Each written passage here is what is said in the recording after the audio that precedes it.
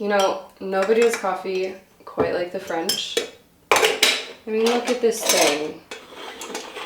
It's so cute. Get a close up. Alright, how do I do this thing? I first came to Paris with my then boyfriend in April 2019. It was such a whirlwind experience for me. I mean, it's Paris. It's where every happy, joyful little girl dreams of going one day, and I was certainly no exception. But nothing could have prepared me for what happened that day at the Eiffel Tower.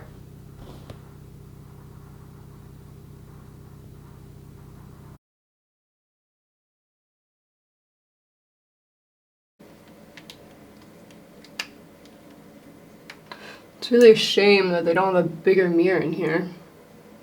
Tant pis, as they say. Just have to leave it on my Airbnb review.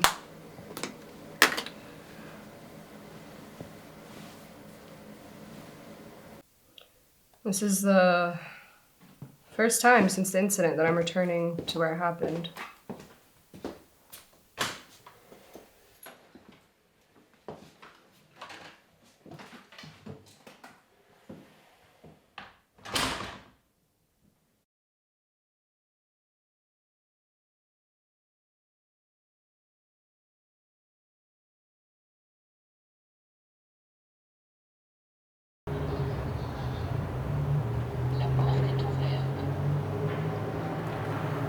After it happened, yeah, I thought the hardest part about living with what I saw was going to be the simple fact that I saw it.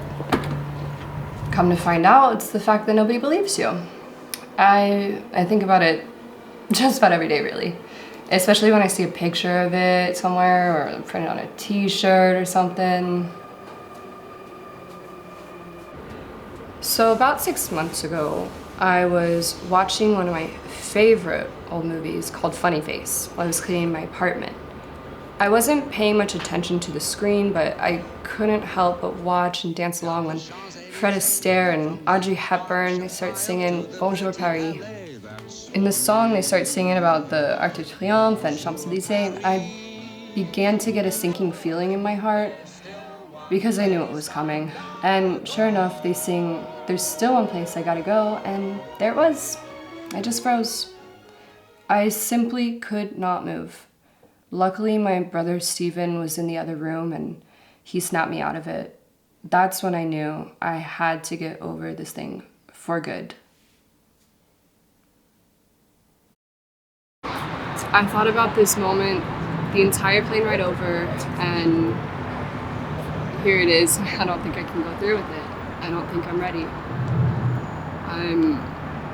I'm not ready.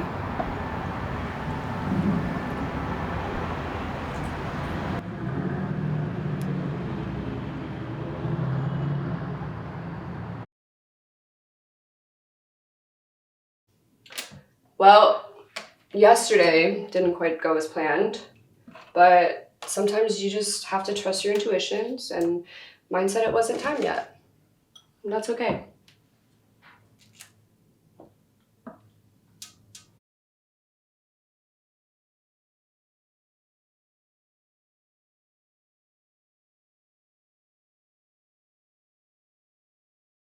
The first guest has just arrived. First of many, I hope. Hi, I'm Ira. It's a pleasure to meet you. Angie, nice to meet you too. Oh, are you filming or something?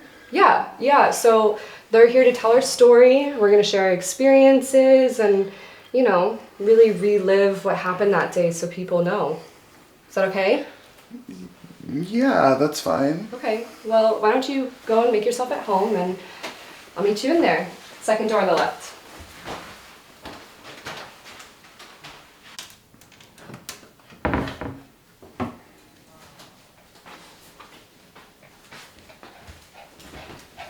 Hi everyone!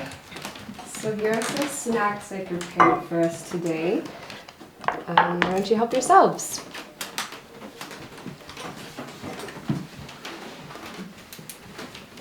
Okay, so I was hoping that we could all introduce ourselves and share a little story about what brought us here today. I guess I'll go first. Bonjour everyone, my name is Angie, I'm from New Jersey, and I saw the Eiffel Tower disappear 5 years ago this very day.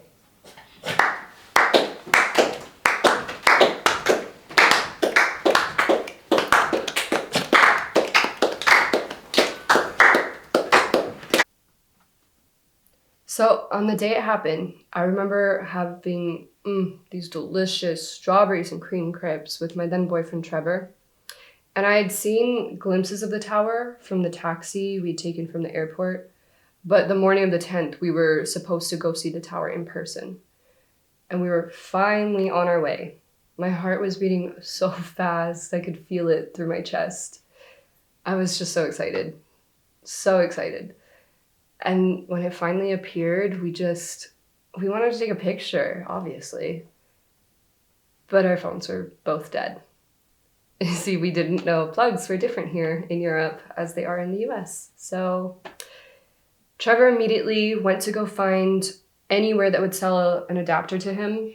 And I just sat on the bench and just stared at the beauty of the tower. I was so in awe. And then it was gone. Just as it was there, it all of a sudden wasn't. And at first I couldn't believe it. I mean, how could this gigantic metal object just vanish just like that? So I started crying, I couldn't help it. And I ran to find Trevor. I remember some people yelling at me while I ran to find him. And when I found him in the electronics store, I was in hysterics at that point. I told him the Eiffel Tower just disappeared, and the way he looked at me, like I was crazy, Like, I'll never forget that look. I didn't want to go back to the tower, but of course, after what I just told him, he wanted to see it for himself. And when we got there, sure enough, it was back. But I still couldn't recover from what I saw. And that night, I went to the airport. I had to leave. I flew back home.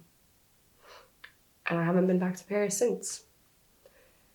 At first, I wasn't sure whether it was a good idea to come back here, but after seeing all of you here and supporting me, supporting each other, I think I made the right choice.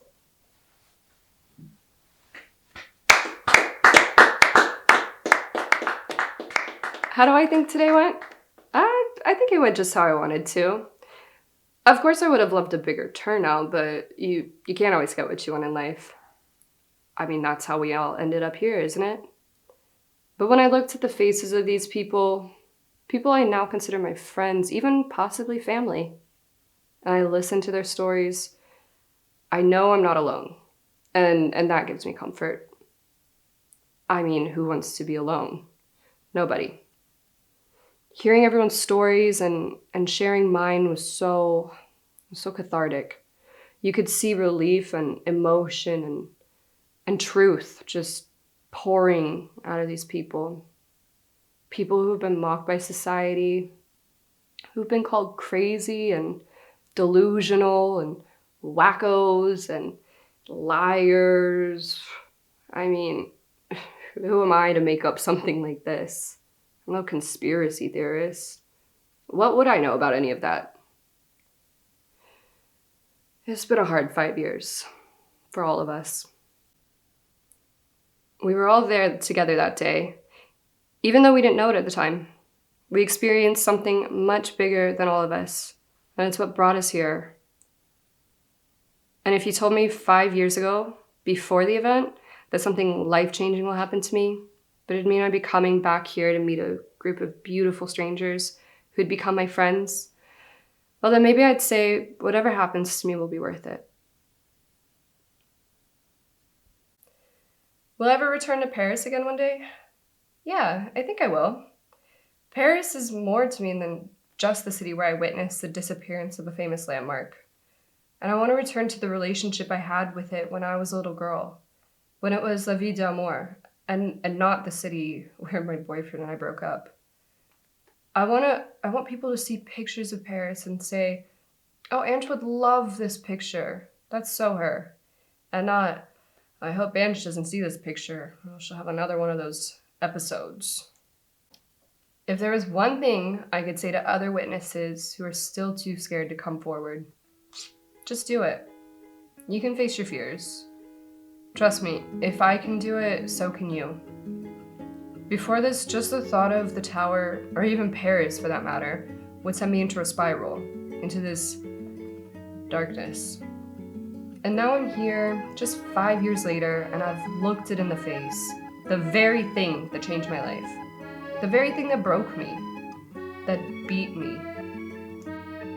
But not anymore. I've won. I've beaten it. Isn't that right, Tori? I think he's asleep.